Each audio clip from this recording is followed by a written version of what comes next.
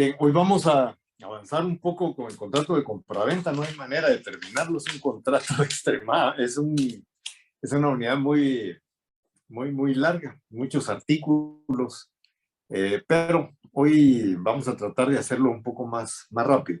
De hecho, en el esquema, pues, están los artículos de las obligaciones de vendedor y comprador, y yo creo que no merecen mucha explicación. Ustedes los pueden leer y cualquier cosa, pues ya conocen la dirección de mi correo para que les pueda aclarar alguna duda que pudieran tener. Pero en términos generales, vamos a encontrar que las obligaciones del vendedor son, primero, entregar la cosa. Recuérdense que cuando hemos hablado de cuáles son los elementos esenciales del contrato de compraventa, hablábamos sobre los esenciales comunes que son, ya lo sabemos, la capacidad, consentimiento y el objeto lícito y posible, pero la compraventa también tiene otros dos elementos que son especiales en ella y son la cosa y el precio. Entonces, cuando se realiza una compra-venta, dijimos, pues se va a entrar una cosa y se va a pagar el precio que la cosa valga. Y entonces, hablando de las obligaciones del vendedor, pues una de las primeras obligaciones del vendedor es entregar la cosa. Pero no solo es entregar la cosa tal y como se convino. Si ustedes recuerdan cuando hablábamos del pago, establecíamos que el pago tiene tres principios, que son el de indivisibilidad, el principio de integridad y el principio de identidad. Esos tres principios se tienen que cumplir cuando se paga. Y en el caso de la entrega de la cosa, estamos hablando de pago. Es decir, cuando hay una obligación, estamos hablando que la entrega de la cosa es una forma de pagar. No es solo el precio. Desde luego, con el precio se paga la cosa que se está comprando, pero con la entrega de la cosa se paga la obligación que se está adquiriendo, que es precisamente la entrega de la cosa. En los artículos del 1809 hasta el 1812 encontramos algunas cosas interesantes, las voy a ver así rapidito. El vendedor está obligado a entregar la cosa vendida y a garantizar al comprador la pacífica y útil posesión de la misma. Eso de la pacífica y útil posesión, ahí estamos hablando de saneamiento. Cuando estamos hablando de que la cosa debe ser útil, estamos hablando de que no tenga vicios ocultos, y en cuanto a lo pacífico, estamos hablando de que no haya ningún problema de evicción. Entonces, ahí se refiere específicamente a eso, a que la cosa debe estar saneada.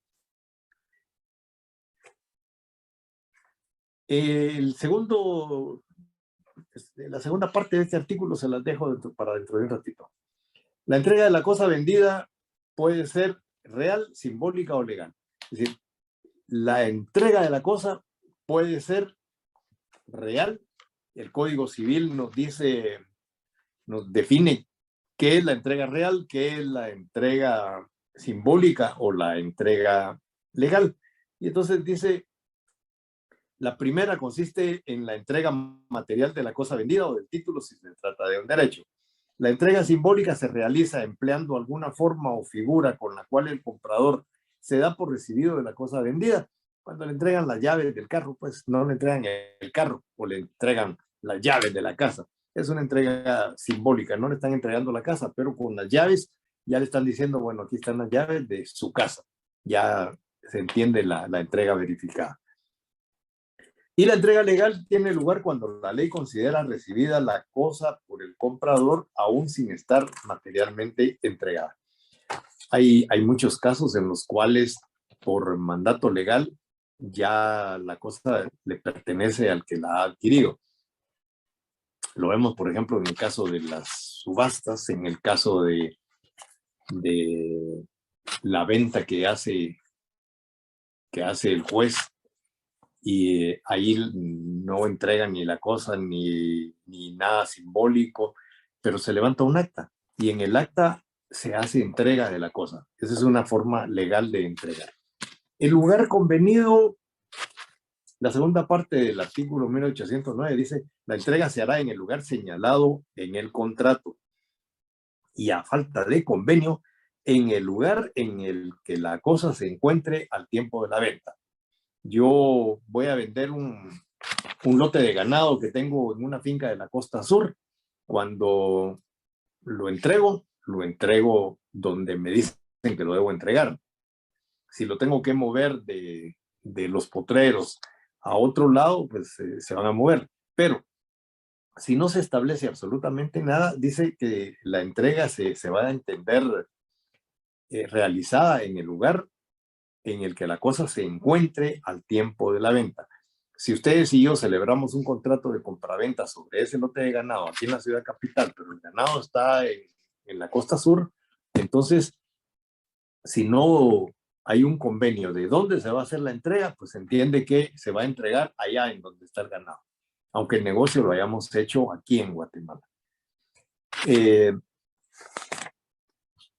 En cuanto a la forma de la entrega, los artículos del 1810 al 1815 nos establecen varias normas de cómo se va a entregar la cosa, el riesgo de la entrega, cuando, recordémonos cuando hablábamos de los contratos en tránsito o de los contratos que tenían que llegar a un lugar determinado. Entonces, aquí en estas normas vamos a encontrar precisamente eso, es decir, cómo se va a entregar y cuáles son los riesgos y quién los debe afrontar en caso de daños.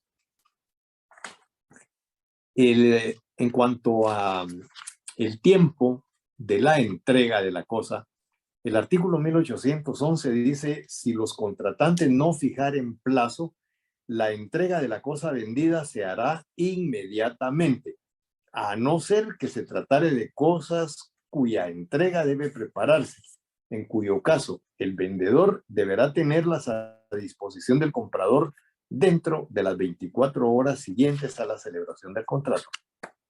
Hay un plazo perentorio, 24 horas. Si el vendedor no entrega la cosa, el comprador puede pedir que se le ponga en posesión de ella o la resolución del contrato. Porque en este caso estamos hablando de un contrato condicional. Está condicionado a que en ese plazo de 24 horas se debe entregar lo que se ha pedido. En 1965, cuando se hace esta, o cuando entra en vigencia esta ley, era muy frecuente que uno llegara a las farmacias. Antes incluso le llamaban boticas. Todavía hay algunos lugares en América hispana que habla de las boticas.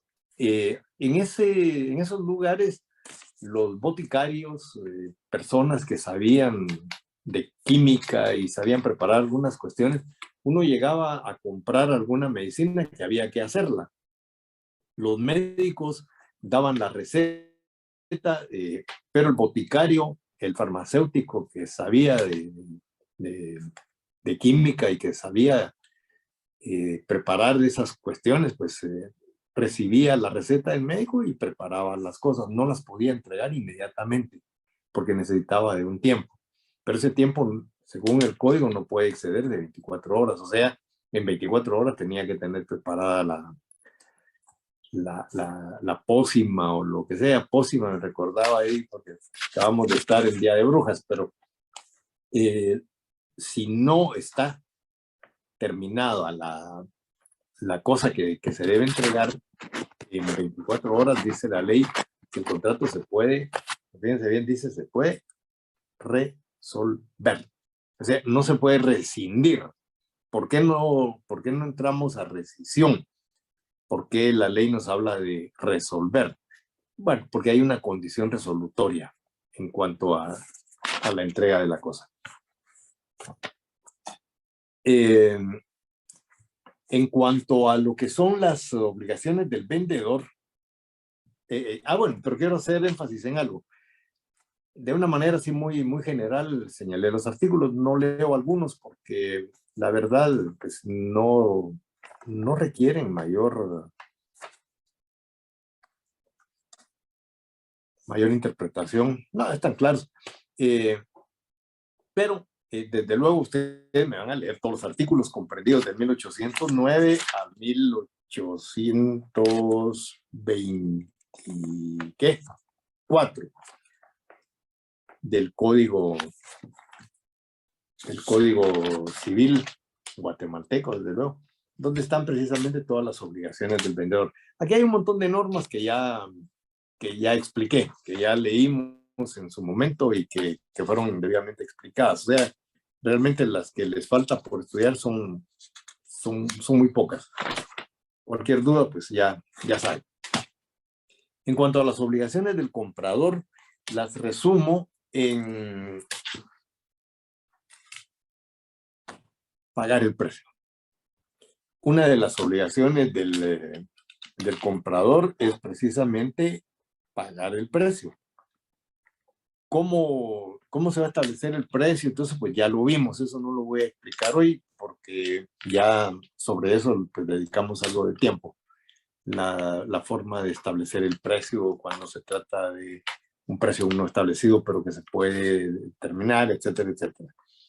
Esto lo vamos a encontrar en los artículos del 1825 al 1827 y en el artículo 1831. Luego, recibir la cosa.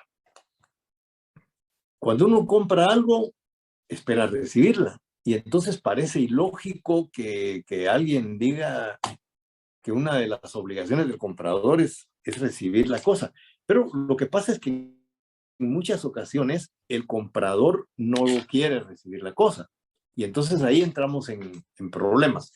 El artículo 1830 establece que el comprador está obligado a recibir la cosa en el lugar y tiempo convenidos. Es una obligación. O en su defecto, en los legales. Y si rehusare sin justa causa a recibirla, o si por su culpa se demorare la entrega, correrán a su cargo los riesgos de la cosa y los gastos de su conservación. Y el vendedor tendrá además el derecho de cobrarle los daños y perjuicios que le causare. Si la cosa fuere mueble, el vendedor puede pedir su depósito a costa del comprador. Bueno, la obligación del comprador es recibir la cosa, pero tiene derecho de no recibirla si la cosa no está tal y como se convino. Entonces, por eso dice sin justa causa. Si el vendedor está entregando algo que no es lo correcto, el comprador no tiene por qué recibirla. Sí, se puede negar a la recepción, pero ahí ya estamos hablando de que existe una justa causa. Hay un incumplimiento por parte del vendedor. Pero si no existe nada de eso, no hay ninguna razón para que el comprador no reciba la cosa. Y entonces sobre él van a recaer toda una serie de responsabilidades que van a ser deducibles en su momento en el pago de las mismas. Y luego hablamos ahí del derecho de retención. El derecho de retención no es solo para el comprador, también es un derecho del vendedor. Y aquí dije derecho porque no considero yo que sean realmente obligaciones, son derechos. Pero si vemos el artículo 1828, dice, si el comprador fuere perturbado en la posesión o hubiere motivo justificado para temer que lo será, ya estamos hablando del saneamiento, ¿se recuerdan? Estamos hablando de la pacífica posesión de la cosa.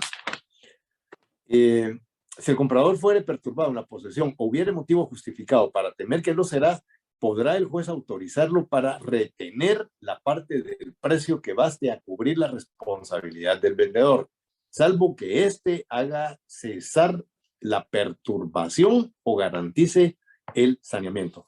Sabemos que una de las obligaciones del comprador es pagar el precio. Si no paga el precio en el tiempo establecido y en el lugar convenido, entonces ya sabemos que el vendedor puede resolver el contrato, puede deducirle responsabilidades al comprador. Y entonces, ¿qué pasa cuando el comprador se siente amenazado, cuando está siendo perturbado en la posesión de la cosa y aún le falta por pagar algunas cuestiones. Entonces la ley es bien clara, dice que puede retener el pago, pero retener el pago no quiere decir no le voy a pagar.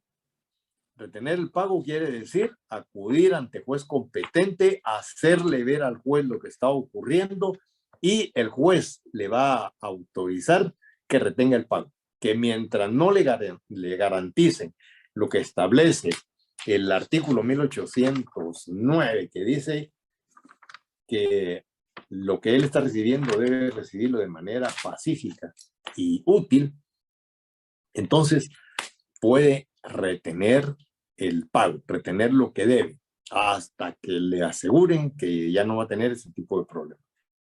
Y por su parte, el artículo 1829 dice que en la venta a plazos, la retención a que se refiere el artículo anterior comenzará por el último vencimiento estipulado en el contrato y los que le precedan, hasta completar la cantidad cuya retención haya sido autorizada judicialmente. Vuelve a señalarnos que el retener el pago de lo que ha comprado tiene que ser por medio de una resolución judicial en la cual el juez autoriza esa retención.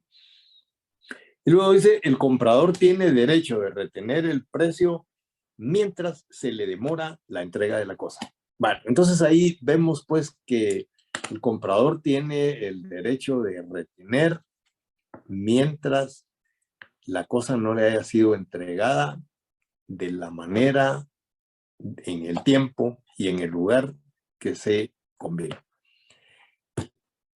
Con eso, pues salimos de lo que son las obligaciones del comprador y vamos a entrar a un tema que es un poquito más complicado, porque entra incluso a reñir en algunos momentos con algo de lo que nosotros ya habíamos estudiado y entonces nos causa muchas dudas. En principio, vamos a hablar sobre lo que es el contrato de compraventa con reserva de dominio. Realmente vamos a entrar a una unidad que se llama los pactos especiales. Cuando estamos hablando de el pacto de reserva de dominio, bueno, yo dije contrato, ¿verdad? De compraventa de reserva de dominio, porque así es como está en nuestro pensum, en nuestro programa. Pero realmente no es en sí un contrato, sino que es un pacto accesorio dentro del contrato de compraventa. O sea, aquí lo genérico es el pacto de compraventa, pero el pacto de compraventa por sí tiene algunas cuestiones bien especiales, como es esta institución que se conoce como el pacto de reserva de dominio. En el derecho latino le llamaban pactum reservate dominem. O sea, ya esto viene desde el derecho romano, no es nuevo. Lo que pasa es que hubo algún tiempo en el que no se utilizó. Realmente el pacto de reserva de dominio dentro del derecho romano era más que todo una medida de garantía, como lo es la hipoteca y como lo es la prenda. Lo que buscaba la reserva de dominio era, pues, tratar de que el vendedor no tuviera muchos problemas y que la obligación que había hacia él, pues, estuviera de alguna manera garantizada. Y entonces se pactaba que la transmisión del dominio se iba a realizar posteriormente. No es como nosotros a veces entendemos que aquí lo que se está produciendo es una aberración jurídica en la cual una persona se reserva la propiedad de la cosa y no le entrega absolutamente nada a la otra, porque como vamos a ver, la ley dice que la cosa se puede entregar de posesión o no entregarla hasta que se pague totalmente. Entonces, es una manera en la cual el vendedor, para evitar llegar a ejecutar hipotecas o ejecutar prendas, pues se quedaba con la cosa.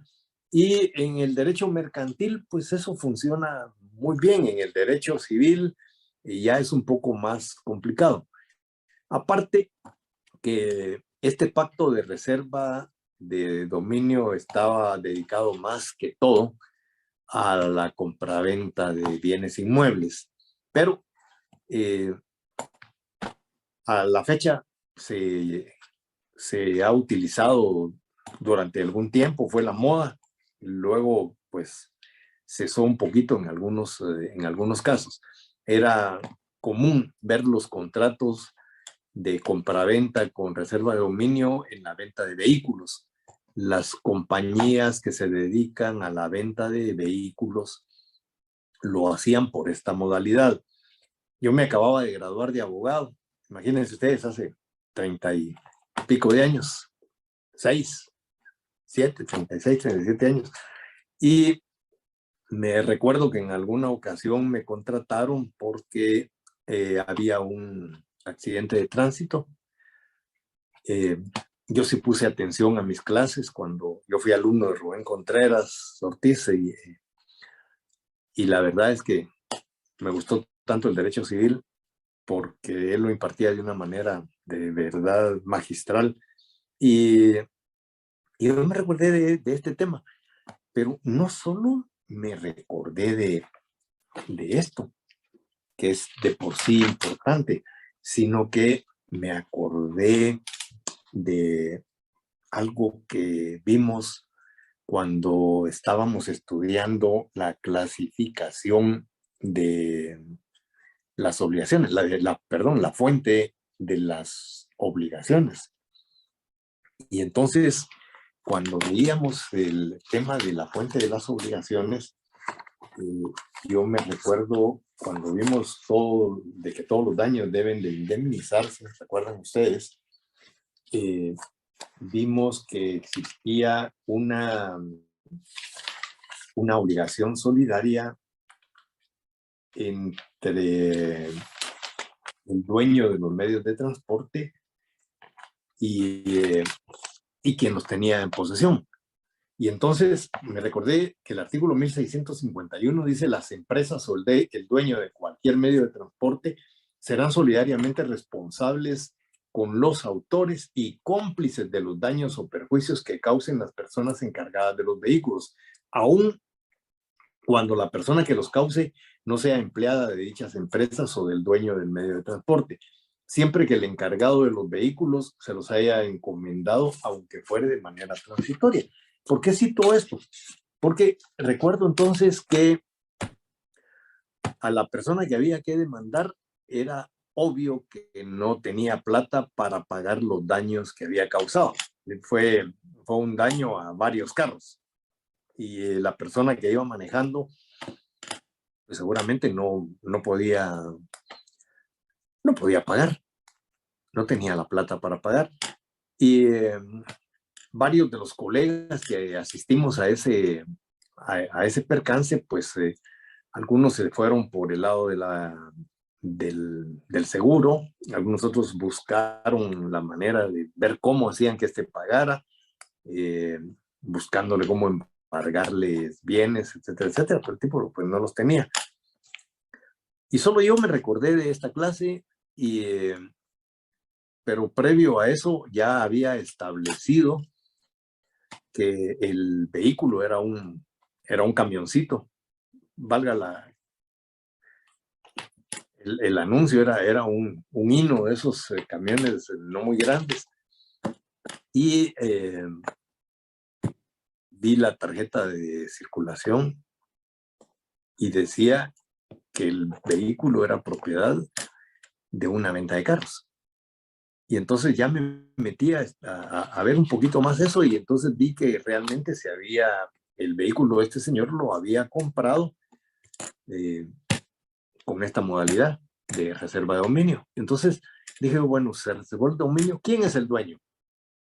Mientras no se pague la totalidad del vehículo, el dueño es la empresa de carros. Ya no hubo que pensar más y me dirigí en demanda contra la empresa de carros. Mi argumento, la reserva de dominio. Y yo no sé si por eso no quiero ser petulante ni quiero enfatuarme con pretender que por mi culpa las empresas de vehículos dejaron de utilizar esta figura, porque entendieron claramente que siendo ellos los propietarios, les era aplicable el artículo 1651, que habla sobre la solidaridad, y que ellos, tanto como la persona que les había comprado el vehículo, pues eran solidariamente responsables. Y por ahí se fue la cosa, ganamos el juicio y les digo, pues yo creo que eso cambió algo. Los carros ahora ya no se venden de esa manera, pues ya no se usa mucho esa forma de venta. Se está utilizando todavía en el caso de los inmuebles, pero en el caso de los vehículos paró un poquito.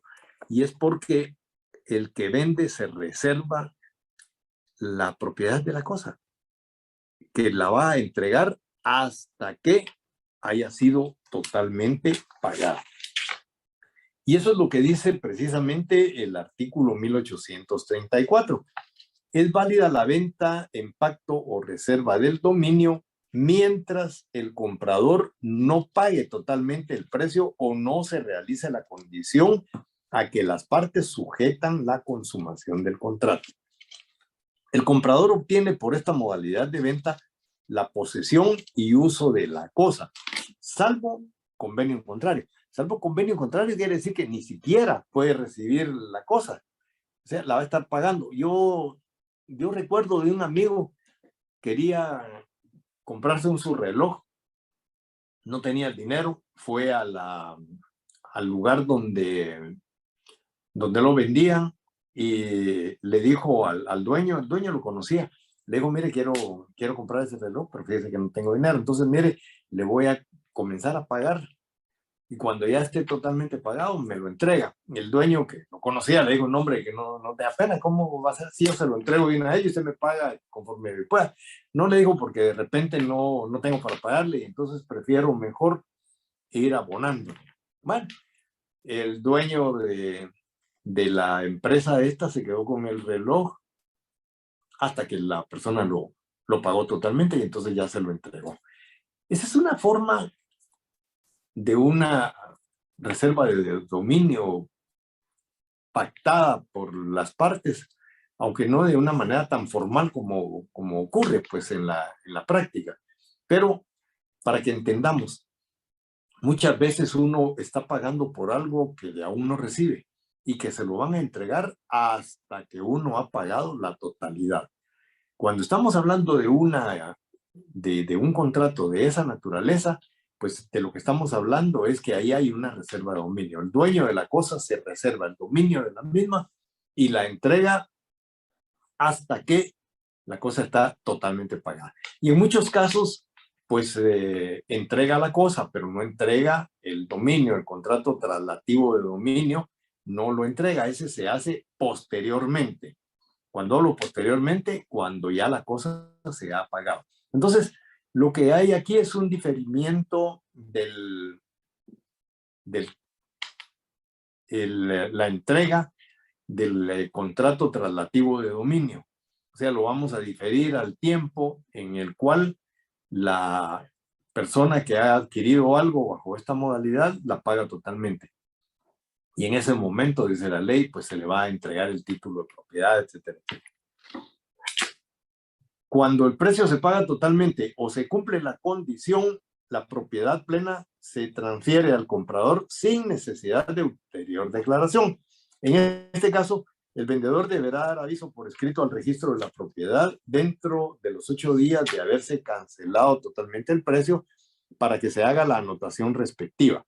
La falta de cumplimiento de esta disposición será sancionada por el juez con una multa astronómica de 10 quetzales.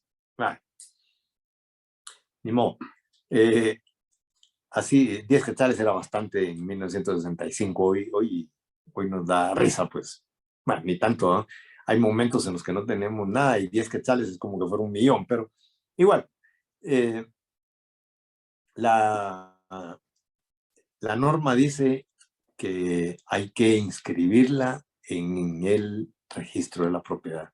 Cuando se celebra un contrato con pacto de reserva de dominio, si se trata de un bien inmueble o de un bien mueble registrable, o sea, que tenga su número de serie y se pueda registrar, debe de inscribirse en el registro de la propiedad. Esto es garantía del comprador para que el vendedor no vaya a vender ese bien. Porque mientras se reserva el dominio, eventualmente podría venderlo. El comprador va a estar pagando y va a estar pagando y el día que se lo deban entregar ya lo ha vendido el vendedor. Entonces, una manera de asegurarlo es precisamente inscribiéndome en el registro de la propiedad. Luego, de las normas que me interesa explicar, el artículo 1835 establece que la venta con pago del precio en abonos con o sin reserva de dominio de bienes inmuebles o de muebles susceptibles de identificarse de manera indubitable debe inscribirse en el registro de la propiedad. Su rescisión o resolución producirá efectos contra tercero que hubiera adquirido los bienes de que se trata. Si el contrato se refiere a bienes muebles que no pueden identificarse y por lo mismo su venta no puede registrarse, no serán perjudicados los terceros adquirientes de buena fe. O sea, solo hay una norma ahí del registro que dice exactamente eso, que solo los bienes que están inscritos, los terceros tienen derechos. Si no están inscritos, no hay posibilidades de poder demostrarlo. Y que tal vez es uno de los más importantes de los artículos por entrar en algo de contradicción, dice: el contrato de compraventa en abonos con reserva o no de dominio puede resolverse por falta de pago de 4 o más mensualidades consecutivas si el contrato fuere de bienes inmuebles. ¿Y por qué digo yo que hay un poco de contradicción? Veamos el artículo 1581, cuando hablábamos precisamente de lo que era la resolución de los contratos, ¿se recuerdan? El artículo 1581 establece que la condición resolutoria convenida por los contratantes deja sin efecto el contrato desde el momento en que se realiza, sin necesidad de declaración judicial. Aquí dice que si se da la condición resolutoria, el contrato se resuelve. Sin embargo, en el artículo 1836 dice que el contrato de compraventa en abonos con reserva o sin reserva de dominio puede resolverse por falta de pago de 4 o más mensualidades consecutivas si el contrato fuere de bienes inmuebles. Pagar en tiempo, pagar dentro del plazo, entendemos nosotros que es una de las condiciones resolutorias. Es decir, si una persona no paga dentro del plazo establecido, si una persona no paga en el tiempo convenido, entonces ahí está dándose precisamente una condición resolutoria. ¿Y qué pasa si nosotros en el contrato señalamos la falta de pago de 2 o más mensualidades? Dará lugar a la resolución del contrato, porque existe en esa condición precisamente una condición resolutoria, es decir, la falta de 2 o más pagos. Pero fíjense que esta norma dice que no podemos hacer eso. Esta norma dice que si nosotros queremos resolver el contrato por falta de pago, tiene que ser, ¿qué dice? Por falta de pago de 4 o más mensualidades.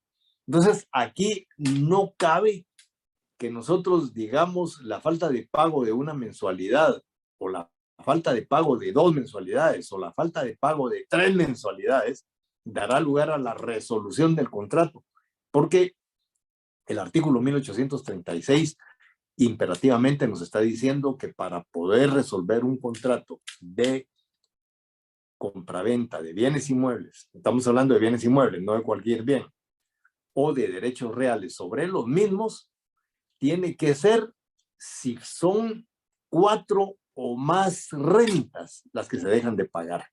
Entonces, entendamos como un complemento del artículo 1581, el artículo 1836. Así que, por favor, agreguémosle al artículo 1836, agreguémosle el 1581 y tengamos siempre presente. La falta de pago será una condición resolutoria por la que se deje sin efecto un contrato de compraventa de bienes inmuebles o derechos reales sobre los mismos, sí, solo sí, se deben 4 o más rentas. Menos de 4 no vamos a poder aplicar la condición resolutoria, porque esta es una norma imperativa. Si leemos la norma, vamos a darnos cuenta que la norma es imperativa. Y de ahí en adelante, pues solo le resta leer los demás artículos hasta el 1843 del Código Civil guatemalteco, desde luego. Y cualquier duda, pues la vamos a resolver. Pero en términos generales, eso es el contrato, que no es realmente un contrato, es un pacto accesorio, el pacto de reserva de dominio, que pues alimenta un poco el contrato de compraventa. No podría ser un contrato porque entonces esto denaturalizaría lo que es el contrato de compraventa. Recuérdense que por el contrato de compraventa una persona enajena sus bienes, es decir, los vuelve ajenos y pasan a ser propiedad de otra persona. Aquí lo que hay, y recuérdense también de la autonomía de la voluntad de las partes pueden pactar algunas cosas que la ley no prohíba, pero en este caso concretamente existe ese pacto como accesorio al contrato de compraventa, no contrario al contrato de compraventa. Es decir, no es que aquí esté modificando el contrato de compraventa, porque en el contrato de compraventa dice que al enajenar hay que transferir inmediatamente la propiedad y el dominio de la cosa. No, aquí lo que nos está diciendo es que se pacta para que la transferencia del dominio, para que la transferencia de la propiedad de la cosa se realice hasta que la misma esté totalmente pagada. No es una obligación, por eso queda como pacto. Es decir, las partes pueden pactar eso si les conviene, si les parece. No es de ninguna manera una obligación que exista en los contratos de compraventa una reserva de dominio. Pero el pacto de reserva de dominio pues tiene sus ventajas. Una de ellas, les decía, es que no tenemos que acudir a tribunales a ejecutar una hipoteca. El vendedor que se reserva el dominio, pues si no se paga, pues sencillamente no entrega el contrato traslativo de dominio, sigue siendo el propietario del mismo bien. Luego encontramos otros pactos, algunos de esos bien interesantes, como son el pacto de ley comisoria.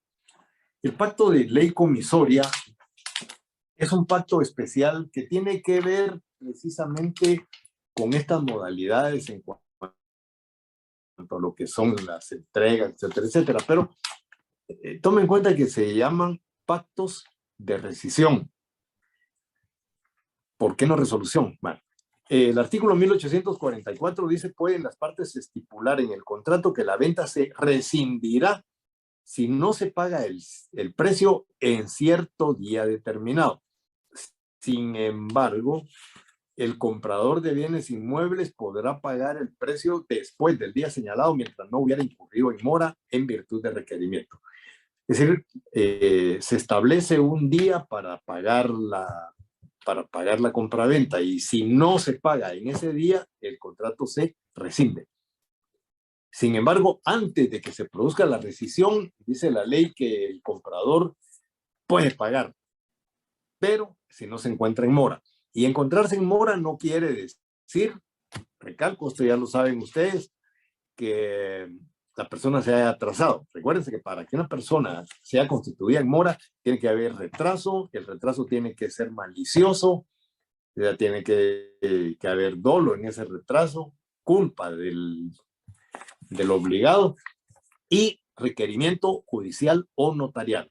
Mientras no se den esos elementos, la persona no está declarada en mora.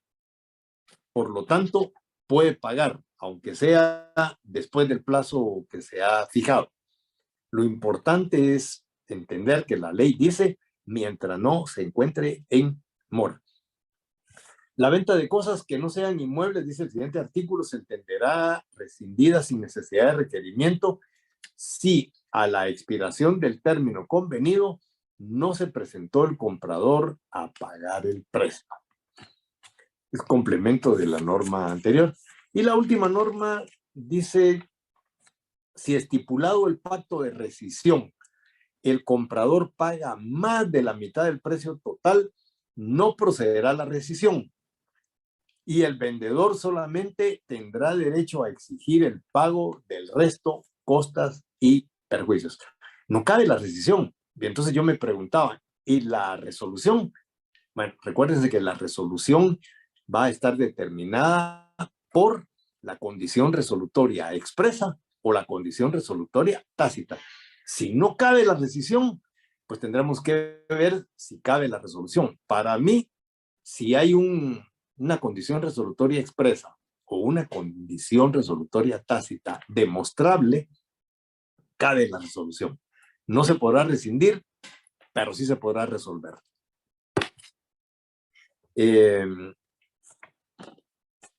Luego tenemos otro de los pactos. Este es un pacto chistoso. Yo desde hace tiempo le di en llamar pacto de tontos, porque para mí, hasta aquí no ha habido nadie que me diga lo contrario, pero para mí este es un pacto que solo un tonto creo yo que lo podría hacer, pero no se sabe, ¿verdad? En nuestro mundo de negocios y todo eso pudiera ser alguna, no sé, algo que yo todavía no he logrado entender. Si alguno de ustedes me lo puede explicar, yo se lo voy a agradecer porque llevo 36 años diciendo que es un pacto de tontos y a lo mejor el tonto soy yo, pero ahí se los dejo, por favor, para que si saben algo de eso me lo puedan decir. Dice el artículo 1847. Puede también estipularse en el contrato que la venta se rescindirá a solicitud del vendedor. Fíjense, a solicitud del vendedor, el único que puede hacer. Si dentro de un término fijado hubiere quien dé más por la cosa. Yo vendo mi carro y celebro con ustedes un pacto de adición en día. Y les digo, bueno, mire, mi carro se lo voy a vender en 40,000 quetzales. Yo quiero 60 por mi carro, pero tengo necesidad. Se lo voy a vender a usted en 40. Eso sí, si dentro de un mes aparece por ahí alguien dándome los 60 que yo quiero, entonces el contrato con usted se rescinde y se lo doy a la otra persona que me da más. Eso es lo que está diciendo el pacto de adición en día. Es decir, rescindir un contrato si alguien da más por lo que uno ya compró. Eso contradice el artículo 1579. ¿Se recuerdan que el artículo 1579 establece que los contratos válidamente celebrados pendientes de cumplimiento pueden rescindirse por mutuo consentimiento o por declaración judicial en los casos que establece este código? Y cuando estamos hablando de la rescisión de los contratos, pues estamos diciendo que un contrato válidamente celebrado y pendiente de cumplimiento se puede rescindir. Pero para eso tiene que haber un acuerdo entre las partes o un motivo rescisorio. En este caso, la ley misma nos está estableciendo un pacto por el cual no importa, no lo dice, se haya pagado totalmente la cosa, de cualquier manera, si aparece alguien dando más por ese bien, el contrato se puede rescindir. Bueno, pero luego trata de ablandarlo y dice, este término no podrá exceder en ningún caso de 6 meses, si se tratare de inmuebles, o de 3, si se tratare de otros bienes, y se contará de la fecha de la celebración del contrato. Eso para mi gusto no dice nada. Es decir, si en un contrato de compraventa en el cual a mí me venden algo, yo soy el dueño. Ya la cosa dejó de ser del otro. Y entonces, ¿por qué razón se la debo entregar para que se la venda a otra persona? Entonces dejaría de ser un contrato de compraventa. Es un pacto, les digo yo a ustedes, que a mí me pareció pues un pacto algo, y además algo leonino, ¿eh? Porque el que va a poner aquí las condiciones es solo el vendedor. Él es el que dice, se rescindirá si alguien me paga más por el bien. Estipulado el pacto a que se refiere el artículo anterior, dice que el comprador goza de preferencia para quedarse con la cosa pagando la diferencia de precio. Mire qué al pelo. Pagué 40,000 y de repente me dice el vendedor, mire usted, hay quien me da 60. Si se quiere quedar con él, deme la diferencia. O de lo contrario, rescindimos el negocio, me entrega mi carro, yo le entrego su dinero y se lo vendo a la otra persona que me da más. De tonto, ¿verdad? No procede la rescisión si se prueba colusión entre el vendedor y el que ofrece el mayor precio. Eso ocurre con alguna frecuencia. Lo vemos en alguna subasta, ¿verdad? Hay alguien que está subastando algo, que lo metió a una subasta y se mete a pujar. Realmente no está comprando porque él es el dueño, pero comienza a pujar para elevar los precios, ¿verdad? Es decir, quién da más y levanta la mano y está esperando a que otro diga más.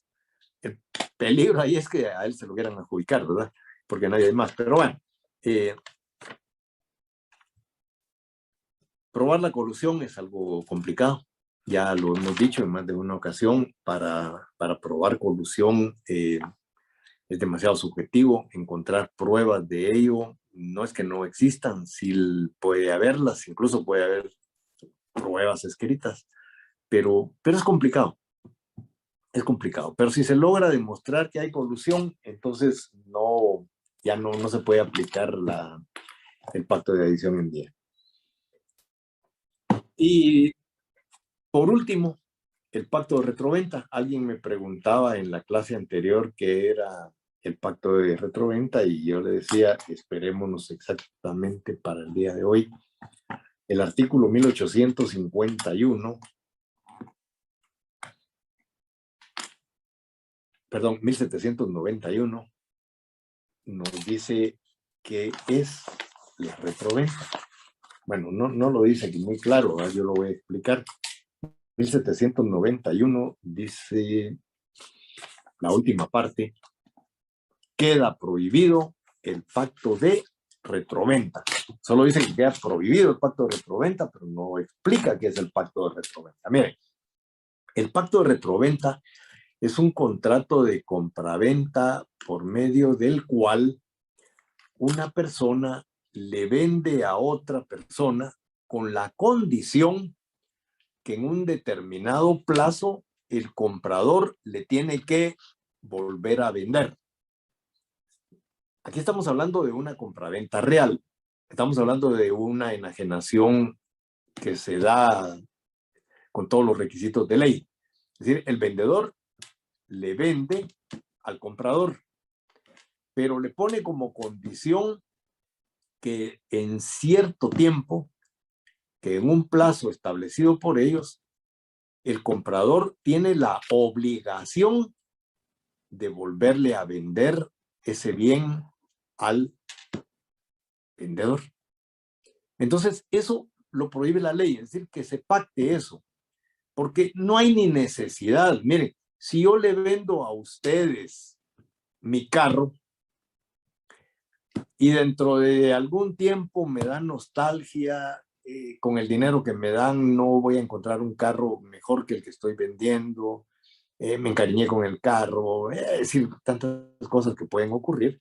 Entonces yo acudo con ustedes y les digo, mire véndame su carro. Y digo, y hago énfasis en su, porque ya no es mío, es su carro. Y usted con sus bienes puede hacer lo que le venga en gana. Si quiere me lo vende, y si quiere no me lo vende. Si quiere me lo vende en el precio que lo compró, o si me lo quiere vender, le puede poner un precio superior y ya miraré yo si realmente puedo comprarlo o no en el precio que usted quiere. Pero no puedo obligarlo a que me lo tenga que vender. Y eso es el pacto de retroventa. La obligación que el vendedor ejerce sobre el comprador para que le tenga que vender. No dice que le devuelva, nada, que hicieron simulación, no, eso no existió.